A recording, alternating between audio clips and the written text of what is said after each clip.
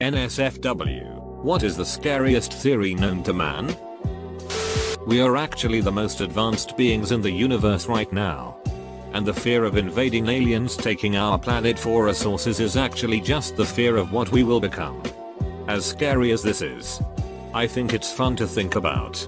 I like this one. Wikipedia.org. The general concept that we never really die in our perspective. Each time we encounter a situation where we may die, we continue on in a parallel universe where something happens that prevents our death. But we die in the original universe. Essentially, our consciousness lives on by transferring itself to a parallel universe where we continue to exist. So we effectively live forever. There is a theory which states that if ever anyone discovers exactly what the universe is for and why it is here, it will instantly disappear and be replaced by something even more bizarre and inexplicable. There is another theory which states that this has already happened. Douglas Adams. John Douglas, a former chief of the FBI's elite serial crime unit and author of Mindhunter, says, a very conservative estimate is that there are between 35 and 50 active serial killers in the United States at any given time.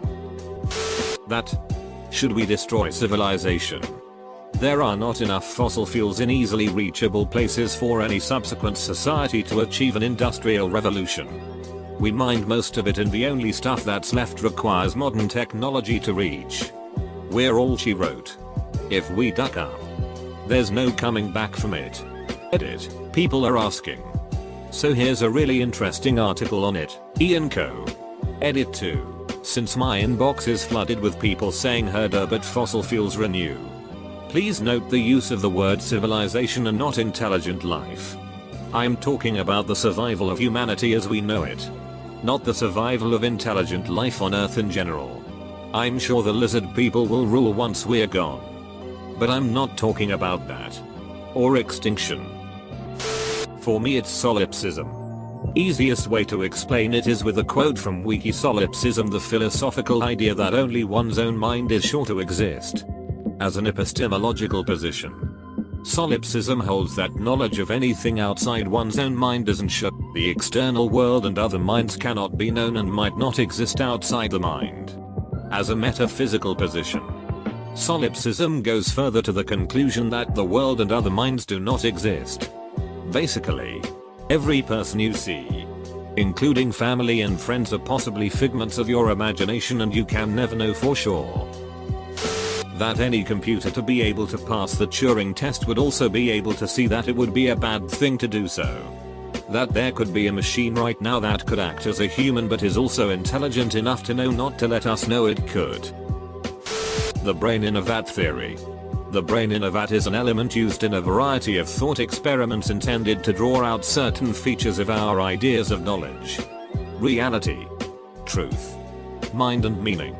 It assumes the following, that the brain is the origin of all consciousness. The brain operates on electrical impulses. External stimuli can affect the way the brain operates. Any external stimuli to the brain can be simulated to a degree that the brain cannot distinguish these simulated stimuli from natural stimuli. The point is that you could be a brain in a jar, being fed false impulses for your entire life by an external source.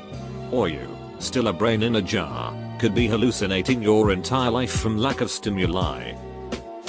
There's a theory that our universe is in a false vacuum that will eventually collapse and completely destroy or ultimately alter our universe.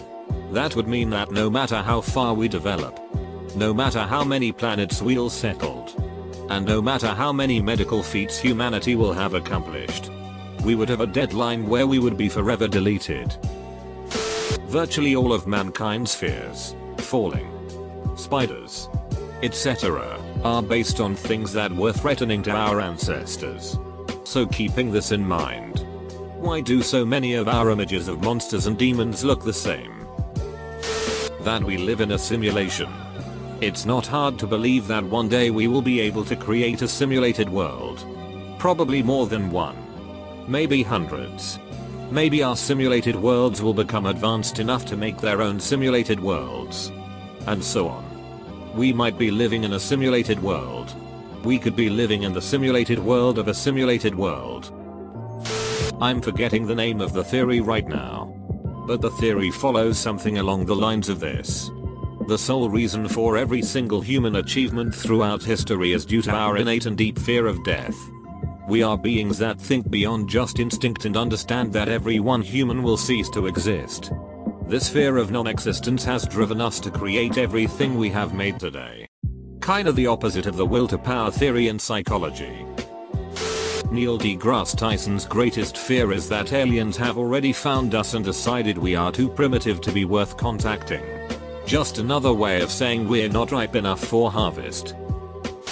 You could be stuck in a time loop right now and you would not be able to notice it, let alone escape it. This doesn't bother me in the slightest. If this is life infinity for me, cool. Hasn't bothered me in the slightest, and frankly I'm cool with being given a second shot.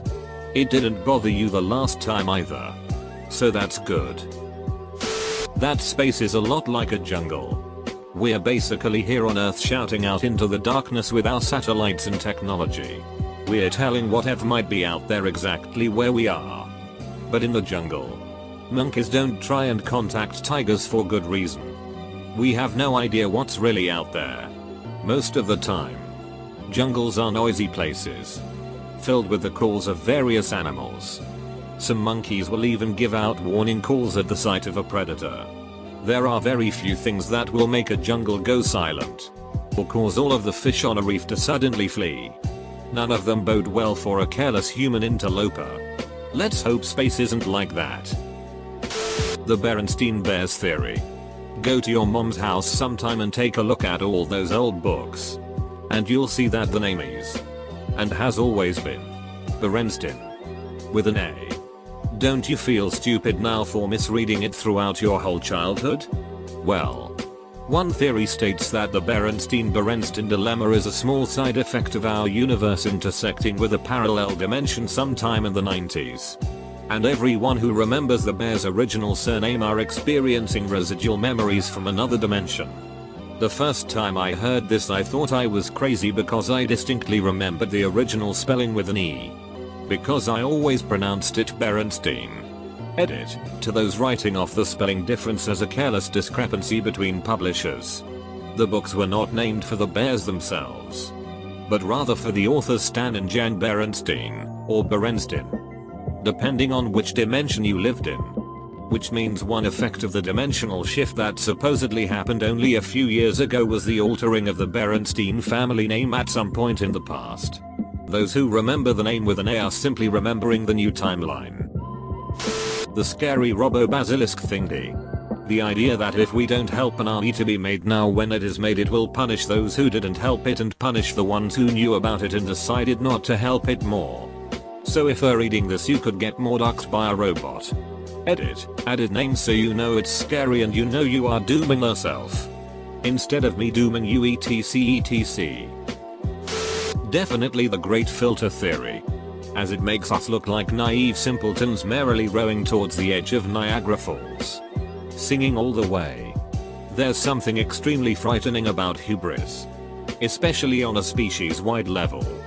The thing with this theory is that it's extremely elegant and straightforward. This raises the fright-o-meter considerably. 2. The great filter. There's a point in societal development where most societies collapse. This is why we don't see sign of extraterrestrial life, aside from the sheer, mind-bending distances. There are a finite number of patterns in the universe, and eventually they must repeat, alarm monkeys and typewriters. Therefore, given enough time, the pattern of molecules and atoms that make up your physical body will repeat, bond together, and you'll wind up alive and conscious somewhere down the line. Where and when you might end up are a mystery. You could respawn on an ice planet and freeze to death, only to respawn on a volcano planet and burn to death for all eternity, or until the universe ends. The Truman Show. Never has a movie made me question my life more. Every now and then I still think, maybe I'm Truman and they made the movie to give me a hint of what's going on with my life and I need to break the wall. I always think that if I have been in a Truman Show style of experiment my whole life, it was pretty ballsy of the conductors to let me watch that movie. The Lucifer principle always is a good one to see how humans actually aren't as good as we like to think. It proposes that evil is rooted into our genetic coding as a byproduct of years of evolution and natural selection. In other words, humans exist as they do and are as successful as they are because we disregard other species' needs in order to stay at the top of the biological pecking order. So while humans always preach and boast themselves about how much they care and are sympathetic due to higher intelligence, yet disregarding that is how we came to be on top and survive. Phase shift. Everyone has heard of phase change, water turning to ice because it loses energy. Well, oddly enough, the same thing can happen to our universe. We know this because it has already happened. A short time after the Big Bang, a phase shift took place as the universe cooled. A part of the universe completely changed and destroyed the old part of the universe. This new universe then engulfed the old universe from the inside out, destroying everything and creating new laws of physics as it happened. This can potentially happen again at any time. If it does happen again, everything will be destroyed in an instant. It's possible I'm the only observer of the universe. Everything, the Earth, the universe itself, the laws of physics, even people who describe identical experiences to my own, were made up by me. Whatever entity I am, who possesses awareness for an unknown reason. Consciousness is just a weird aberration in evolution. And other life in the universe may be highly intelligent, but not actually consciousness. So, even if we found out they're aliens somewhere out there, we still, in a sense, be alone. Our minds are just neurons firing off in a specific way.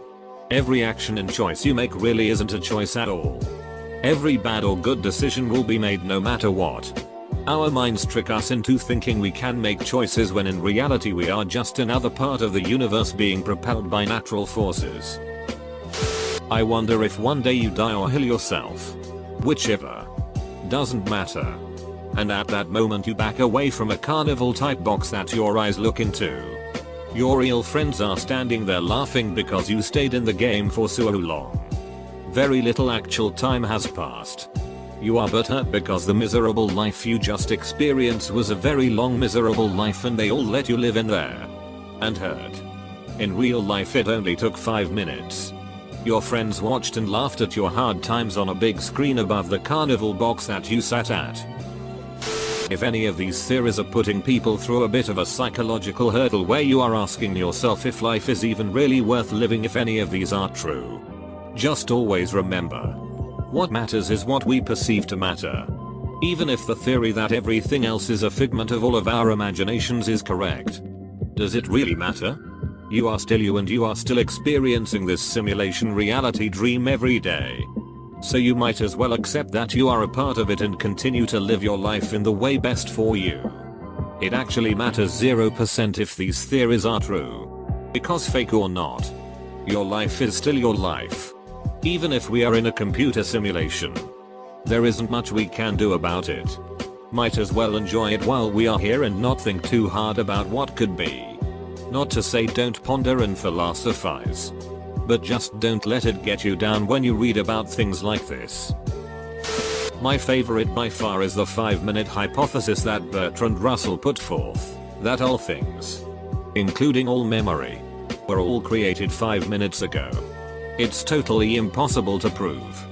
But if you sit and think about every time you blink could have been the first time you ever actually did it, shit will keep you up at night. This will be buried, but I dated a guy who works for a company in Washington, D.C. Apparently when the House of Cards came out, a ton of political people started freaking out because the storylines are so true that they thought someone was talking. So a huge majority of them hired his company to keep them safe. The one I find the most currently concerning is gamma ray burst, GRB. We think we've seen them happen indirectly a few times in other galaxies. And they are scary. Basically, if a blue giant star, real big and hot, top 5% goes up. It can form a GRB with a supernova. Whilst a supernova will pretty much never hit much outside a few light years, a gamma flash can easily hit across the galaxy in effective range. If a strong GRB hits Earth, the entire atmosphere is taken with a GRB and the magnetic field of the Earth fails to go over it as well, rendering us extinct in milliseconds. Could have early warning by the visible supernova, but shortly after the hit would be unstoppable. The human eye only sees in a limited spectrum of electromagnetic waves.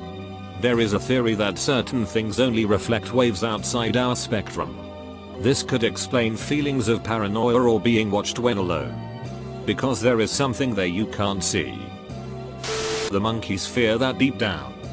People can care about 500 people.